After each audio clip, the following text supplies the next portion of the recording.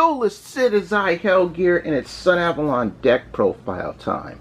Contrary to many of the combo and U-board variants of this deck that you've seen around, I put more focus on a control build.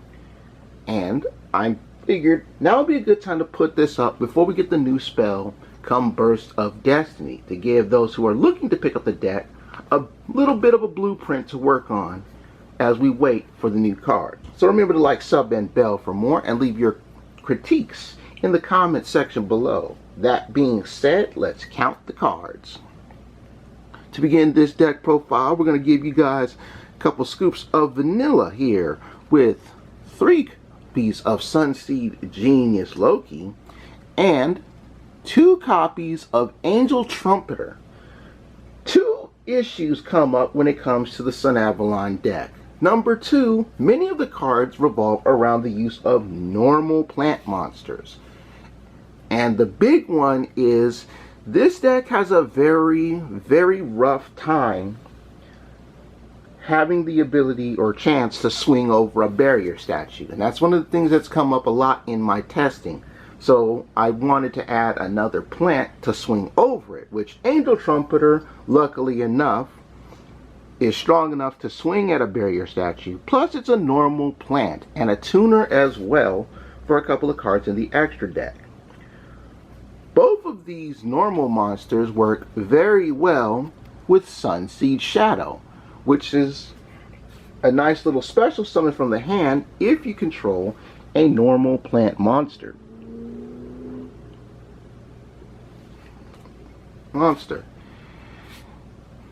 You're mainly using Sunseed Shadow as an extender. The other effects don't really come up, especially since it's one of many cards that will lock you into plant monsters for the turn. Here's for the turn.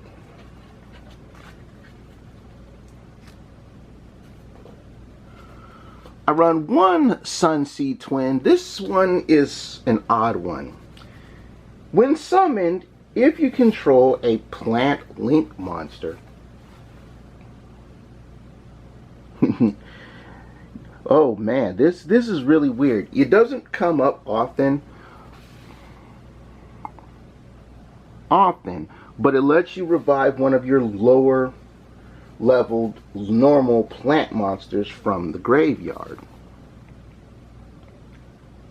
You can even banish it and a link monster you control, and if 2 plant link monsters in your graveyard have the same name, you can special summon one of them from the graveyard once per turn. The new support actually revolves around the use of this card, but even without it, it's still a one of, and a very niche one of at that. 2 Sunvine Maiden. This essentially is your hand trap for, well, it's an in-archetype hand trap for your Sunavalon Link monsters, special summoning itself to negating effects. It can even protect your Sunvine and Sunavalon back row. Some of the regular old stuff we got here. 2 Lone Fire Blossom. You could run 3 with this, but I've done just fine with 2 copies of Lone Fire Blossom. You're not shooting too many plants from the main deck anyway. 1 Hanky Panky, because you need a little something something stronger as well as a backup play. This is the first deck profile I've done that actually uses Ash Blossom. Yeah, I normally don't use Ash Blossom in Joyous Spring as a hand trap, but for this deck I have, along with 2 copies of Skullmeister, which graveyard is a really big thing here, and I have 2 Artifact Lancia. Yes, that is a common Lancia. Boo hiss, it's not shiny. Hey, Lancia gets the job done no matter what rarity it is. And that wraps up the monsters. It's a low monster count, but most control decks don't have too many. Spell game. We all know how these work. I don't need to explain these guys to you. We know how they work. 1 for 1 in this deck. Aside from Angel Trumpeter and Sunseed, Sunseed Twin, and Lone Fire Blossom, you have roughly, what, 7 targets in this deck to 1 for 1 special summon. So it works very well in this deck. 2 Unexpected Die. This can also get you your Sunseed Genius Loki, since it is a normal monster, but Angel Trumpeter as well. A Duster for the back row hate, and Super Poly because I do have 1 Super Poly target in the extra deck. More on that later. I run 2 Sunvine Shrine and 1 Sunvine Crossbreed. Many decks are doing this on the opposite ratio. I feel 1 Crossbreed is fine, since you tribute a Link monster to special summon a plant monster from your graveyard, negating its effects. However, you don't have to worry about effect negation if you special summon a normal plant. Sunvine Shrine, you need to have a Sunavalon Link monster on your field when you activate this. You'll discard a card for cost, and then it locks your extra deck into special summoning plant monsters. It's not too big of a deal. There are only a couple of cards in this extra deck that are not plants. So the lock does come up, but it's not so bad. Once per turn, this shrine can also special summon a normal plant monster from your graveyard, and during your opponent's turn, you can send it to the graveyard to set one of your continuous traps to your back row.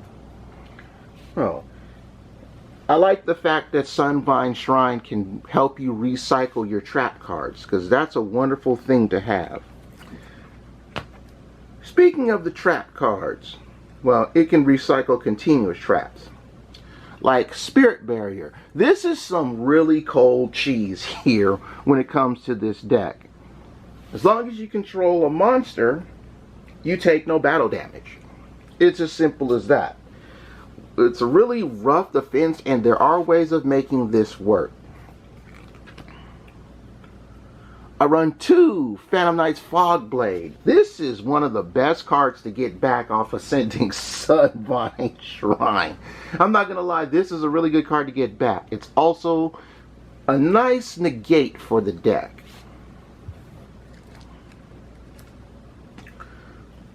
Two copies of Sunavalon Bloom. You're going to need your level 4 or higher plant link monster when you activate this bad boy, and if it's present, your opponent's monsters are shut off.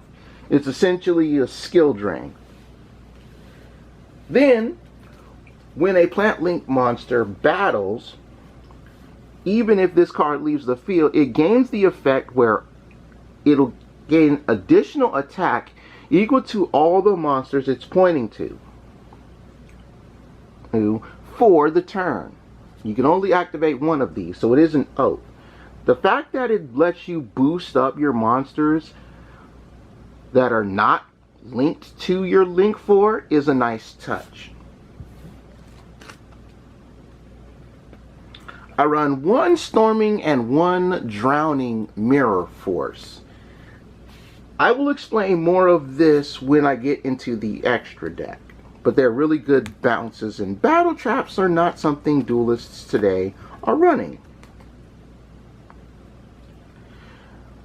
Run 2 Solemn Strike and 2 Polynosis to wrap up the main deck. To those who don't know, Polynosis is essentially Solemn Judgment, but instead of paying half your life points, you tribute a plant monster. If you don't want to tribute a plant monster, feel free to switch out Polynosis with Solemn Judgment.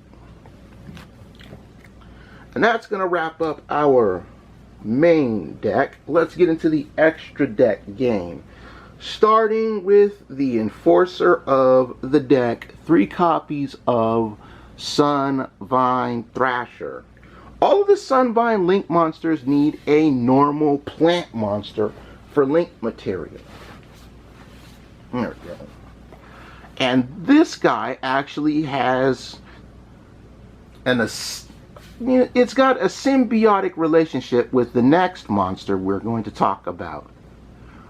When it's summoned, you can target a plant link monster you control and it gains 800 extra attack points. When it destroys one of your opponent's monsters in battle, it special summons it to your field. Also, and this is the part where the symbiotic relationship comes in when we talk about our tree. If anything happens to a Sunavalon link monster, Sunbind monsters are automatically destroyed.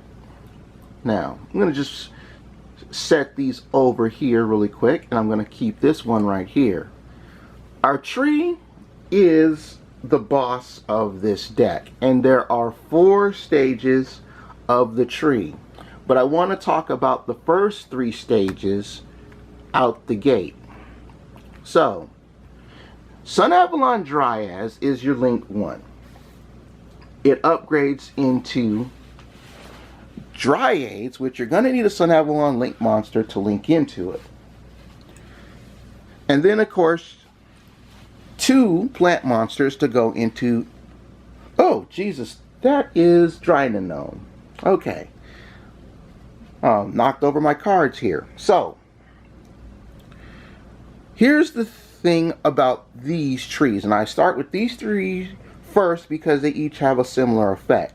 Sunavalon Link monsters have a really weird wording on their main effect, but it sums up like this. Anytime your opponent would attack this tree, it becomes a direct attack instead. That's right, the tree never hits battle. And this is a very interesting point because of our trap card, Drowning Mirror Force. Because since anytime they would swing at the tree, it's a direct attack, you can actually deploy Drowning Mirror Force and bounce your opponent's monsters. Now, these 3 stages of the tree all have an effect where if you would take damage, battle, or effect, you can gain that life point. You can gain the same number of life points back. Each turn equal to the number of they can do it for every link rating the tree has. Only the first 3 stages of the tree do this, and then afterwards you can special summon a Sunvine link monster from your extra deck, like Thrasher. So, again, Dryads can do it once, Dryades twice, Drynanon thrice.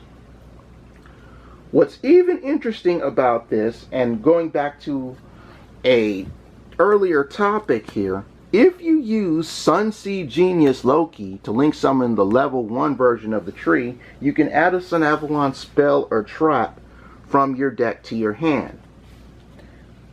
And remember, this does use normal monsters.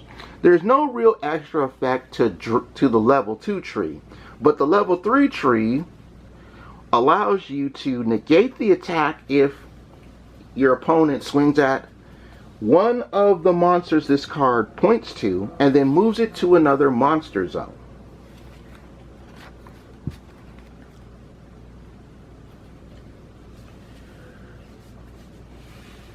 Now then, next up on our list is the level 4 tree, the dry Trenchier.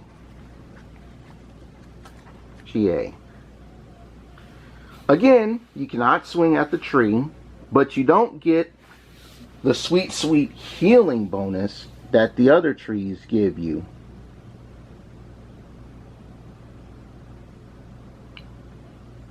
And that's the unfortunate part about this one. You can tribute a link monster this card points to destroy any number of cards your opponent controls equal to its link rating. So, if you do give up a link 2 tree that's pointing to the big link 4 tree, you can blast 2 cards. Now, the other forms of the tree. One, Sunavalon Daphne. Daphne is good for tributing a plant monster to recycle plant link monsters in your deck. It does come up, and in those moments when you run out of your Sunvine Thrasher or your stages of the tree, you can get some of them back at tribute. I run one Melius. Melius is a really interesting card because it allows the plant link monster that it points to additional attacks equal to the number of Sunavalon monsters you control. So if it's pointing to a Thrasher and Melius is connected to, say, another tree, say you've got Daphne up top and then you have Dryas next to it, well, then you have Sunvine Thrasher on the left. Sunvine Thrasher can swing 3 times at your opponent. The last link monster I have in the deck is Begalancer the Resurgent. This is another Link 4 plant monster that you can use with Sunavalon Bloom. It has a quick effect where you can bounce one of your opponent's monsters, but you take damage for that. If you have one of your lower stage trees, you can mitigate that very easily, and you can do this during the main phase. Also, if it's in the graveyard, you can banish link monsters that equal 4 to special summon this card from the graveyard, but banish it when it leaves the field. And of course, the effects are once per turn. Naturia Beast is the synchro monster of choice, and there are really strong plays that I've done using this. Remember, folks, Angel Trumpeter is a tuner monster, so go, and not just a tuner monster, an earth tuner monster. So going into it, all you need is just a trumpeter and a seed. And I know a lot of people complain about Imperial Order, but nobody seems to complain about having their spells negated by Nat Beast. I wonder why.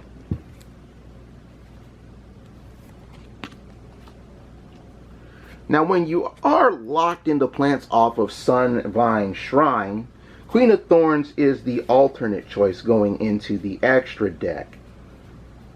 If a player normal summons a non-plant monster from their hand, they have to pay 1,000 life points. So the burn for when they summon cards that are not plant is going to be a fun thing to have.